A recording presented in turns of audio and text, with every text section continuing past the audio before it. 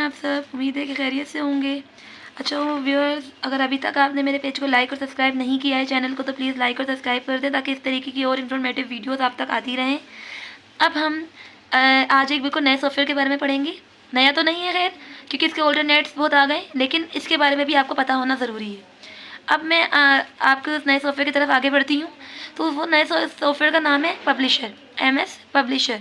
तो MS publisher भी, इसका इंट्रोडक्शन पहले सुन लें। माइक्रोसॉफ्ट ऑफिस का ही एक पार्ट है। जब हम MS ऑफिस डाउनलोड करते हैं तो उसमें MS Word, MS Access, PowerPoint, Publisher सब होते हैं, बट हर किसी का यूज़ अलग है। एक और बात कि माइक्रोसॉफ्ट के जितने सॉफ्टवेयर हैं ना, वो सब उनके कुछ सारे फीचर्स आपस में रिलेट करते हुए मिलते जुलते हैं। अब MS पब्लिशर क्या है?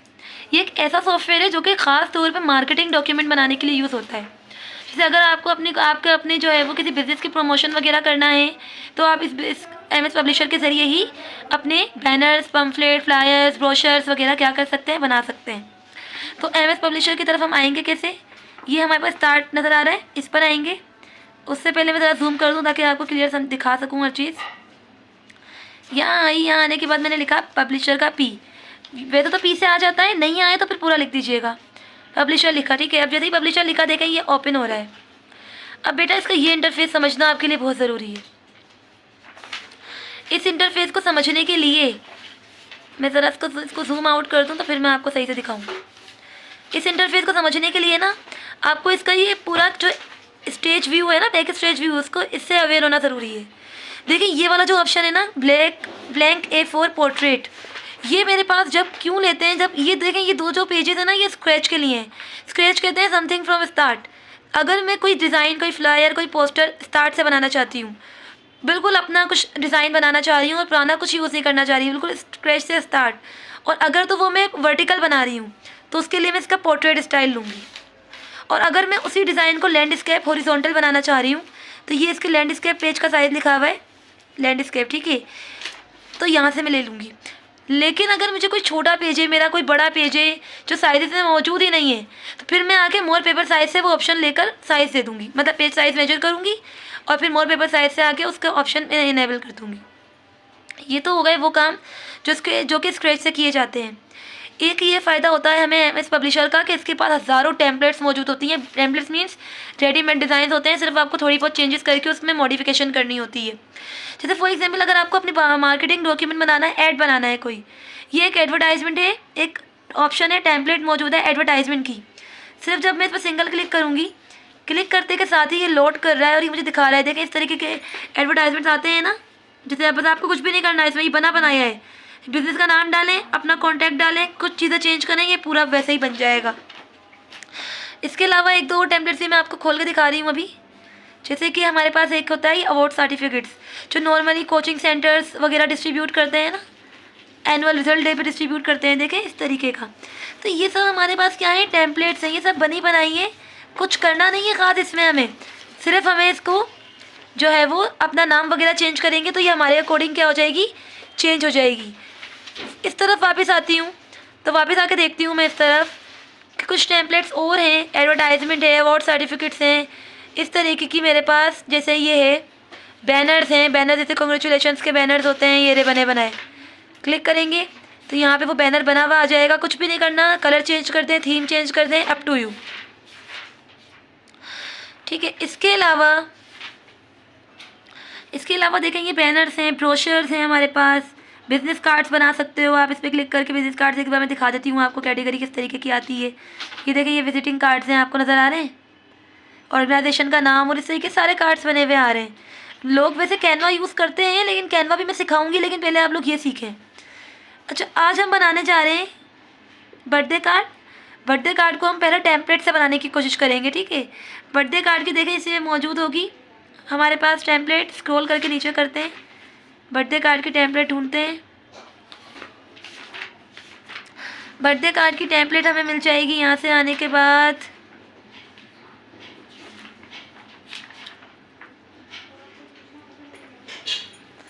बर्थडे कार्ड की टेम्पलेट देखें इसमें ही होगी कहीं हमारे पास। बर्थडे कार्ड की टेम्पलेट्स हमारे पास किस तरीके से मिलेगी हमें, ग्रीटिंग कार्ड के ऑप्शन में, क्योंकि बर्थडे कार्ड तो ग्रीटिंग कार्ड्स में ही आते हैं ना। जब हम बर्थडे कार्ड में आए तो हमने देखा कि ग्रीटिंग कार्ड तो फर्दर कैटेगरी में डिवाइड हुआ है, ऑल बर्थडे। अगर मुझे सारे बर्थडे से रिलेटेड कार्ड चाहिए तो मैं ऑल बर्थडे पे आऊँगी। इसके बाद अगर मुझे हॉलीडे से रिलेटेड कार्ड चाहिए तो मैं ऑल हॉलीडेज़ पर आऊँगी।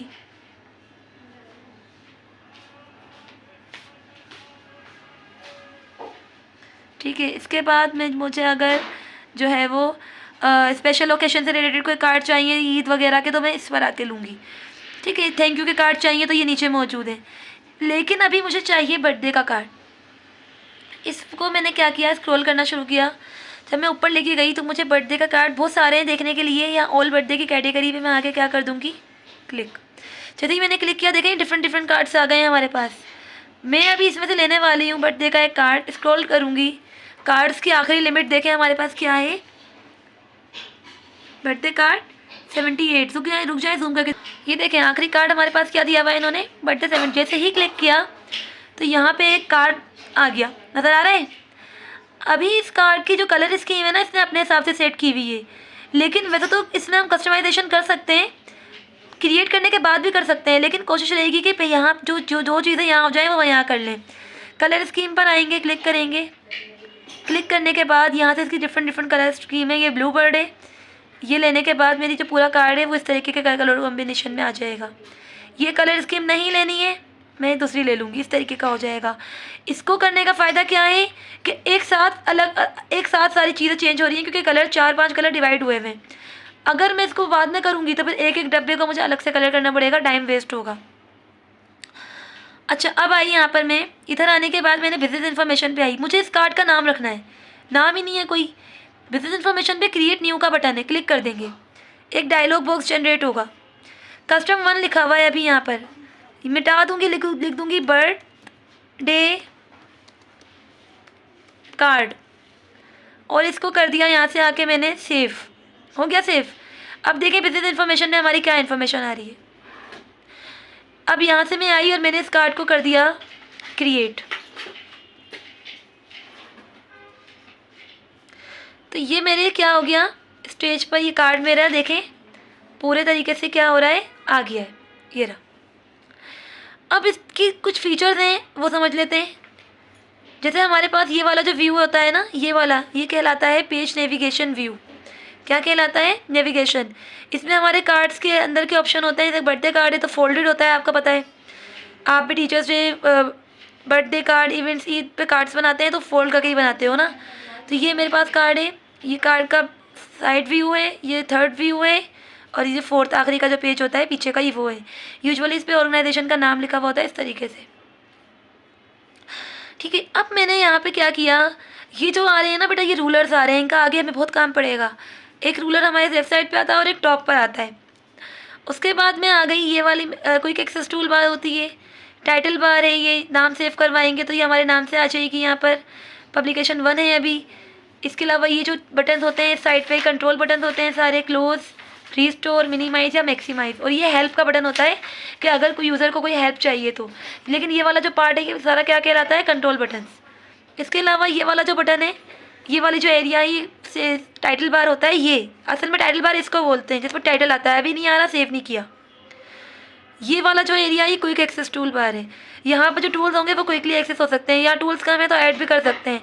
जिन पर अभी चेक लगा है वो वहाँ मौजूद हैं। फॉर एग्जांपल अभी मुझे ओपन न्यू का बटन भी ऐड करना है, ऐड हो गया। मुझे यहाँ से आके एक बटन और ऐड करना है ओपन का। तो जिन पर चेक लगाती जाऊँगी वो बटन्स क्या होते जाएंगे, ऐड होते जाएंगे। अब मुझे इसको करना है सेव। फाइल पर जाके भी मैं सेव कर सकती हूँ, यही वाला व्यू आएगा। मैं Ctrl+S प्रेस करूँ कीबोर्ड से तो भी यही व्यू आएगा।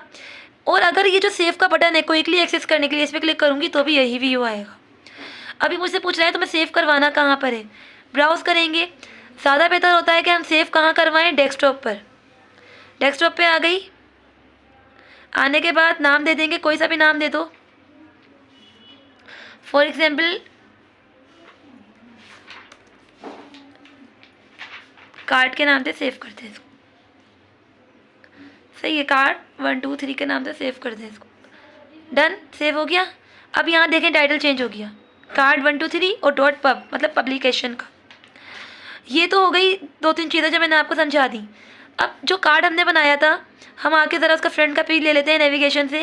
अब इस कार्ड को चाहे तो आप चेंज कर दें, सही फ्रंट यही रहने दें, अंदर आएँ।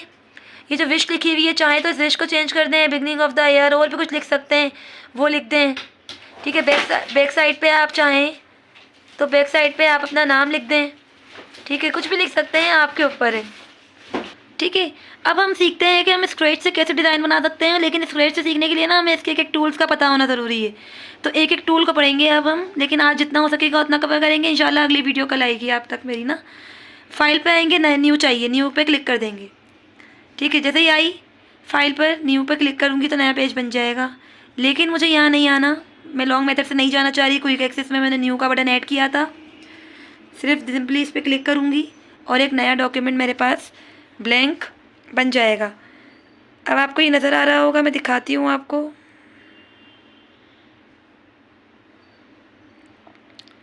ठीक है, ये इस तरीके से। लेकिन अब आप लोग देखें कि जब मैंने एक न्यू डॉक्यूमेंट बनाया तो इसके आसपास एक लाइन आ रही है, एक जो है वो चारों तरफ आ रही है लाइन। बेटा ये होती हैं गाइड्स। क्या होती हैं? गाइड्स। गाइड्स हमें हेल्प करती हैं कि हम हमारे ऑब्जेक्ट को प्रॉपर क्या कर लें, अलाइन करें। ये हमें हमारे ऑब्जेक्ट को प्रॉपरली अलाइन करने में क्या करती हैं, हेल्प आउट करती हैं। ये जो गाइड आ रही है ना बनी हुई, ये हमारे ऑब्जेक्ट को क्या करती है, प्रॉपर अलाइन करती है। अच्छा, इस गाइड को ना हम क्या कर सकते हैं, अलाइनमेंट के लिए यूज़ करते हैं। अब इसको मैं आपको ज़रा जूम करके इसलिए दिखा रही हूँ क्योंकि अभी कलर इसका विजिबल नहीं हो रहा शायद आपको, लेकिन इसका कलर होता है ब्लू। सही, ये होती हैं ब्लू गाइड्स। ब्लू गाइड होती हैं मार्जिन गाइड्स। कौन सी गाइड होती हैं? Margin guides. अच्छा, अब मार्जिन गाइड में जो हमारे पास बाय डिफ़ॉल्ट जो गाइड जनरेट होती है ना बेटा, वो ब्लू होती है। इस ब्लू गाइड की हेल्प से हमें क्या फ़ायदा होता है, ये होता है कि जो ऑब्जेक्ट है ना वो हम प्रॉपर अलाइन कर सकते हैं। दिखाती हूँ करके। मैं आ गई इंसर्ट टैब पर। इंसर्ट टैब पर आने के बाद मैंने एक शेप उठाया, मैंने उठाया स्टार का शेप यहाँ से। अब मैंने क्या कर दिया, इस स्टार को ड्रॉ। ये मार्जिन क्या इंडिकेट करती है कि जो चीज़ इस ब्लू लाइन के अंदर है वो चीज़ प्रिंटेबल एरिया के अंदर है और वो चीज़ सेफ जोन में, मतलब वो पूरी प्रिंट होगी। मैं ज़रा कंट्रोल पी से प्रिंट प्रीव्यू पे आपको ले जाके दिखाऊं तो देखें, ये पूरा जो स्टार हमने बनाया था वो क्या हो रहा है, वो पूरा ही प्रिंट हो रहा है अभी। लेकिन अगर मैं क्या करूं, मैं अगर इस मार्जिन गाइड से बाहर आ जाऊं, ठीक है, मतलब मैंने जो ये स्टार रखा है, इस स्टार को जब मैं इस ब्लू लाइन से बाहर ले जाने की कोशिश करती हूँ ना बेटा, देखो ये लाइन रिफ्लेक्ट होना शुरू कर देती है। रिफ्लेक्ट कर रही है कि आप गलत जा रहे हो। देखना ये ऊपर वाली टॉप लाइन को देखिएगा। अब मैंने इसको कर दिया बाहर, खड़ा कर दिया, आधा बाहर और आधा अंदर। मतलब अभी ये ऑब्जेक्ट आधा ब्लू लाइन के अंदर है, आधा ब्लू लाइन के बाहर है। अब कंट्रोल पी से प्रीव्यू पर जाके देखूंगी तो देखिए अब ये कटा हुआ है। तो मार्जिन हमें हेल्प आउट करती है ये देखने में कि हमारा ऑब्जेक्ट प्रॉपर अलाइन है या नहीं, क्योंकि ऑब्जेक्ट की अलाइनमेंट बेटा आपके मार्केटिंग डॉक्यूमेंट पे बहुत इंपॉर्टेंट इम्पैक्ट डालती है। क्योंकि जो चीज़ अलाइनमेंट सही नहीं होती ना जिस चीज़ की, उसका फिर मसला ये होता है हमारे पास कि वो लोगों को अच्छी नहीं लगती, पहली नज़र में आई कैचिंग कंटेंट नहीं बनता। ये तो हो गई गाइड्स। दो तरीके की गाइड्स होती हैं। एक तो आपने ये देखी कि ये हमारे पास जो ब्लू लाइन आ रही हैं ये वाली, ये मार्जिन गाइड्स हैं, ये खुद जनरेट होती हैं। एक होती हैं हमारे पास कस्टमाइजेबल गाइड्स, वो हम खुद बनाते हैं। वो दो तरीक़ों से बनती है। एक तो ये कि वो रूलर से बना सकती हूँ, लेफ़्ट और राइट और टॉप रूलर से। एक उसका ऑप्शन होता है। मैं आ गई इस पर रूलर पे, जैसे अभी देखें ये मेरा एरो को देखिएगा। इस एरो पे आने के बाद मैंने किया यहाँ पे प्रेस माउस का बटन और ड्रैग किया। देखो एक लाइन नीचे उतर रही है, नज़र आ रही है, ग्रीन कलर की। इस लाइन को मैं लेकर आई ऊपर से लेकर नीचे, यहाँ ला के छोड़ा। मतलब मैंने अपना जो एरिया है उसको क्या कर दिया, मतलब मैंने जो अपना एरिया है उसको एक्सटेंड कर दिया ऊपर से जब लेके आई। यही वाली गाइड मैं यहाँ से भी ला सकती हूँ। मैंने सिर्फ प्रेस किया और ड्रैग करके जब मैं लाई तो वो ग्रीन लाइन यहाँ पे भी आ रही है। मैंने इसी एरिया को क्या कर दिया और यहाँ से इंक्रीज़ कर दिया। अच्छा बेटा, ये वो गाइड्स होती हैं जो कि यूज़र कहीं भी खुद भी ऐड कर सकता है। ये और एक और बात, मार्जिन गाइड हो कि कस्टमाइजेबल, दोनों ही नॉन प्रिंटेबल होती हैं। प्रिंट आउट में ये लाइनें नहीं आती हैं, आप चाहे जितनी भी स्टेज पर डाल दो। अब मैंने करा क्या, कुछ भी नहीं किया। मैंने सिंपली इसको यहाँ ऑब्जेक्ट उठाया। अब इस बार मैं इस ऑब्जेक्ट को उठा तो रही हूँ, लेकिन मैं इसको मार्जिन लाइन से तो बाहर निकालूंगी, लेकिन कस्टमाइजेबल गाइड के अंदर रखूँगी क्योंकि मैंने वो एरिया एक्सटेंड कर दिया था। अब देखते हैं, देखो अभी ऑब्जेक्ट इस लाइन से तो बाहर है लेकिन ग्रीन लाइन के अंदर है। और ग्रीन लाइन कस्टमाइजेबल गाइड है जो कि यूज़र अपनी मर्ज़ी से कहीं पे भी ऐड कर सकता है। और ये प्रिंटेबल एरिया को एक्सटेंड भी करती है और ये हमारे ऑब्जेक्ट को प्रॉपर अलाइन भी करती है। प्रिंट के पे आई। अब देखो स्टार जो है ना वो पूरा प्रिंट हो रहा है, कट रहा है कहीं से भी, हालांकि मार्जिन से तो बाहर है क्योंकि कस्टमाइजेबल गाइड ने इसको अपने कंट्रोल में लिया हुआ है। अब कस्टमाइजेबल गाइड को लाने का एक और तरीका होता है, डिज़ाइन पर आइए, गाइड्स का एक पूरा ऑप्शन है। ये हमारे पास कुछ बाय डिफ़ॉल्ट गाइड्स दी हुई होती हैं। ये जैसे आप ब्रोशर बना रहे हो, आपको प्रॉपर डब्बे चाहिए अपने ऑब्जेक्ट को प्रॉपर अलाइन करने के लिए। क्लिक करोगे तो आपकी पूरी स्क्रीन पे देखो ये डब्बे आ रहे हैं। अभी अपना स्टार उठाओ, इसको रखो सेंटर में, और इस स्टार को आप अपने हिसाब से क्या कर दोगे, ऐसा कर दोगे कि वो आपके इस डब्बे में क्या हो जाए, फिट। क्या हो जाएगा, आपके इस डब्बे में ईजिली फिट हो जाए, ताकि आपको इसके अलाइनमेंट में भी क्या नहीं हो, इशू नहीं हो। ठीक है, तो इस तरीके से जो हम ब्रोशर्स बनाते हैं ना, पहले ऑब्जेक्ट फिर उसकी इंस्ट्रक्शन, तो वो हम प्रॉपर अलाइन होना चाहिए, ऊपर नीचे कंटेंट ना हो।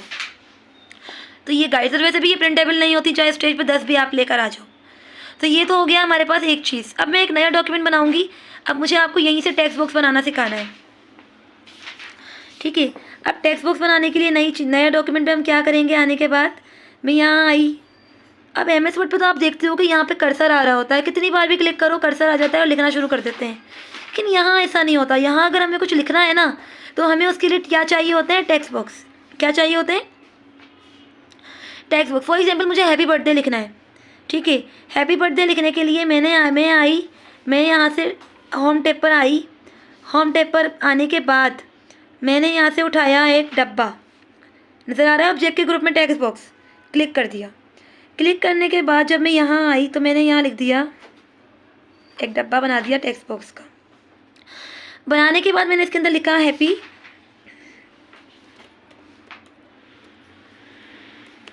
बर्थडे। ठीक है, अब मैं इसको कर रही हूँ सिलेक्ट, क्योंकि मुझे ये थोड़ा सा बड़ा चाहिए। बड़े करने के लिए हमारे पास ये फ़ॉन्ट ग्रुप होता है, इसमें ये ऑप्शंस मौजूद होते हैं।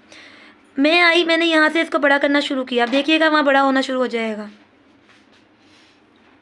हैप्पी बर्थडे बड़ा हो रहा है, हैप्पी तो आ रहा है, बर्थडे गायब हो गया। तो यहाँ आएंगे, ये ऑप्शन किस पे क्लिक करने से क्या होता है हमारे पास, अभी हम नहीं क्रिएट करेंगे लिंक ना, बाद में सिखाऊंगी ये मैं आपको। अभी मैंने इसको हैप्पी बर्थडे मुझे पूरा चाहिए था, मैंने कुछ भी नहीं किया।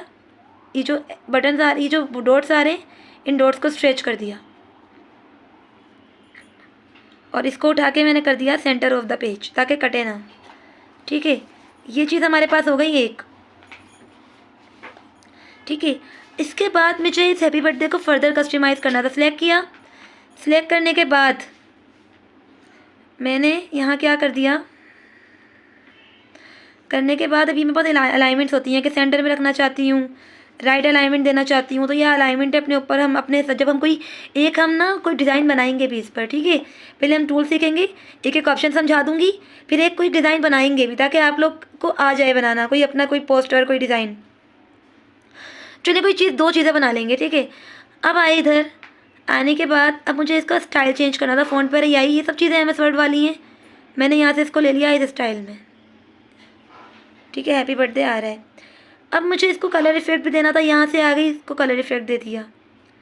ठीक है, ये तो हो गया हैप्पी बर्थडे। अब मैं चाह रही थी हैप्पी बर्थडे तो लिखा हुआ है, लेकिन ये डब्बा है ना, उस डब्बे के आउटर एक बाउंड्री आ जाए। कुछ भी नहीं करेंगे, 2 फॉर्मेट के एडिशनल टैब खुलते हैं। पहला वाला फॉर्मेट पर आएंगे, आने के बाद शेप फिल है, शेप के अंदर कोई लाइट सा कलर करेंगे ताकि वो अच्छा लगे। ये सही लग रहा है। इसकी आउटलाइन भी कर देंगे, यहीं से आकर डार्क आउटलाइन करेंगे ताकि वो और इन्हेंस हो। ठीक है, तो ये हैप्पी बर्थडे का मैंने इसको बैनर के तौर पे भी हम सेट कर सकते हैं। सही है, तो ये मैंने बना लिया। ये तो हमारे पास हो गया एक सिंपल सा डिज़ाइन। अब एक नया फीचर मैं आपको सिखा रही हूँ यहाँ से, लिंकिंग का। सही है कि लिंक कैसे क्रिएट करते हैं और लिंकिंग होती क्या है। उससे पहले कॉलम सीख लेते हैं। और टेक्स्ट बॉक्स ले रही हूँ, मुझे यहाँ से कुछ लिखना था, मैंने इस पर किया क्लिक। अब मुझे यहाँ मैंने कुछ भी लिखना शुरू कर दिया। अभी मैं रैंडम टेक्स्ट लिख रही हूँ कुछ भी।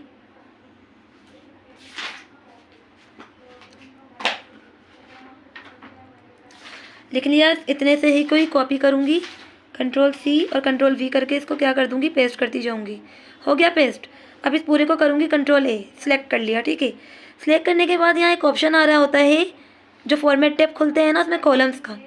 कॉलम्स में आई, मैंने इसको क्या कर दिया, 2 कॉलम। तो जितना भी टेक्स्ट था वो 2 कॉलम में इक्वली क्या हो गया, डिवाइड हो गया। ये भी हमारे ऑब्जेक्ट को क्या करता है, इक्वल या ऑर्गेनाइज करने में हेल्प करता है। ठीक है, एक तरीका ये होता है। एक और तरीका क्या होता है वो मैं अभी सिखाती हूँ। जब मैं एक और फीचर हम क्या सीखेंगे अभी, लिंकिंग का। अब इसको मैं जो है वो डिलीट कर देती हूँ, क्योंकि ये कॉलम से आया था। ऐसा ही किसी चीज़ को अगर ऑर्गेनाइज वे में हम बनाना चाहते हैं ना, तो पहले इसको डिलीट करूँगी। ऑर्गेनाइज वे में बनाने के लिए हम करते क्या है, एक नया पेज लेती हूँ बिल्कुल, ठीक है। बल्कि नए में तो हमारा अभी थोड़ा सा टाइम वेस्ट हो जाएगा, वीडियो लंबी हो रही है। तो इसी को क्लिक करेंगे और इसको क्या करना है, डिलीट, कट करूँगी। यहाँ से कट का ऑप्शन आता है, कट कर दूँगी, राइट क्लिक करके कट हो गया। अब मैंने क्या किया, एक टेक्स्ट बॉक्स लिया। अब देखिएगा मैं क्या कर रही हूँ, मैंने यहाँ से कर दिया एक टेक्स्ट बॉक्स को क्या, ड्रॉ, बाउंड्री के अंदर रहते हुए इतना ड्रॉ कर दिया। एक डमी टेक्स्ट है वो पेस्ट कर रही हूँ, ठीक है। ये नहीं पेस्ट करेंगे, कुछ भी लिख देंगे और इसको क्या कर देंगे हम, अगेन थोड़ा बहुत लिखेंगे और उसको यहाँ पे आके, अब इसी को मैं क्या कर रही हूँ, शिफ्ट दबा के सिलेक्ट किया, कंट्रोल सी कंट्रोल वी करके करके करके करके करके इसको क्या कर दिया, सिलेक्ट। जब मैंने इसका थोड़ा साइज़ बड़ा किया ना, ज़्यादा बार पेस्ट हो गया है। अब इसका मैंने किया कंट्रोल ए, साइज़ पे आई, फ़ॉन्ट से इसको थोड़ा सा साइज़ बड़ा कर दिया ताकि आपको नज़र आए। ये लिखा था लेकिन ना ये पूरा टेक्स्ट नहीं आया है। अब आपको इसको पूरा टेक्स्ट समझाने के लिए ना कुछ प्रॉपर लिखना पड़ेगा। के लिए जैसे हम MS वर्ड पर आएंगे और MS वर्ड पर आने के बाद ना हम एक डमी पैराग्राफ ले लेंगे, वापस पब्लिशर पे आएंगे और इस पैराग्राफ को कर देंगे पेस्ट। थोड़ा सा इसका साइज़ बड़ा करेंगे ताकि ये नज़र आने लगे ना, ठीक है। कंट्रोल ए से साइज़ बड़ा कर दूँगी, फ़ॉन्ट पर आऊँगी और थोड़ा साइज़ बड़ा करेंगे।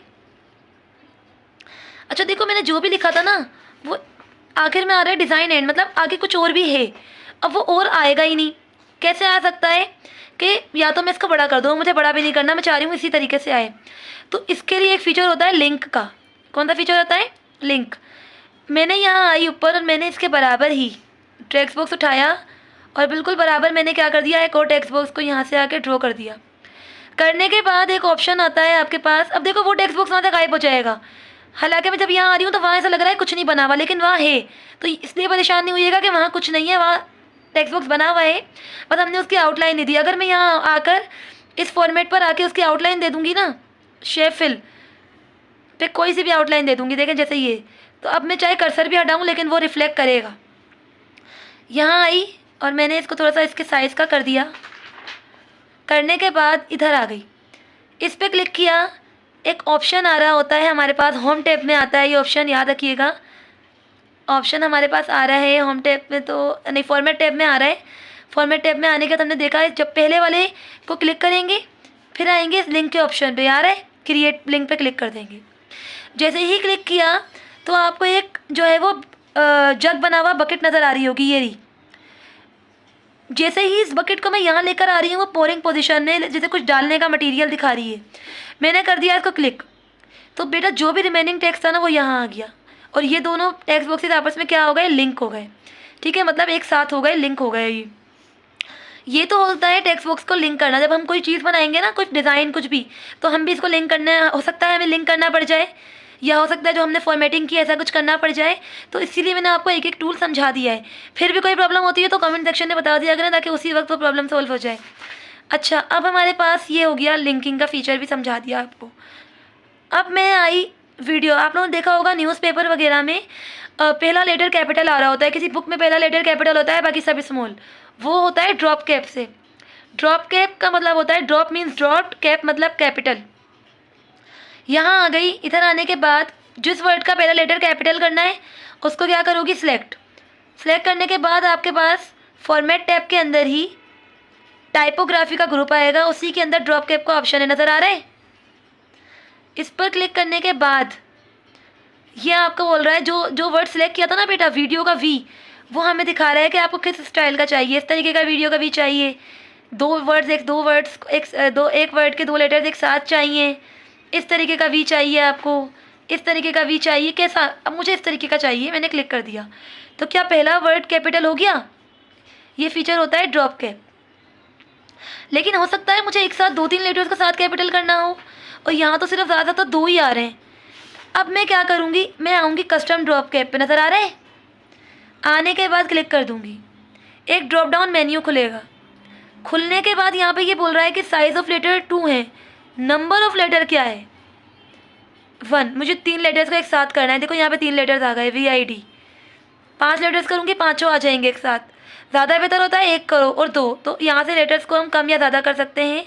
अप्लाई करके ओके करूँगी, पहले अप्लाई करते हैं फिर ओके। तो मेरे पास देखो 3 लेटर्स एक साथ कैपिटल आ गए। तो और इस पर हम कलर भी कर सकते हैं, सिलेक्ट करेंगे, खाली यही एरिया सिलेक्ट करेंगे और इसको आके कलर कर देंगे इस तरीके का।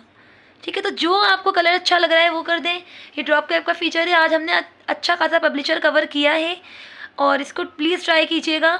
पब्लिशर नहीं है तो MS ऑफिस परचेज़ करें, वहाँ से आ जाएगा। और लाजमी मेरे पेज को लाइक और सब्सक्राइब ज़रूर कीजिएगा। आज के लिए इतना ही, अल्लाह हाफिज़।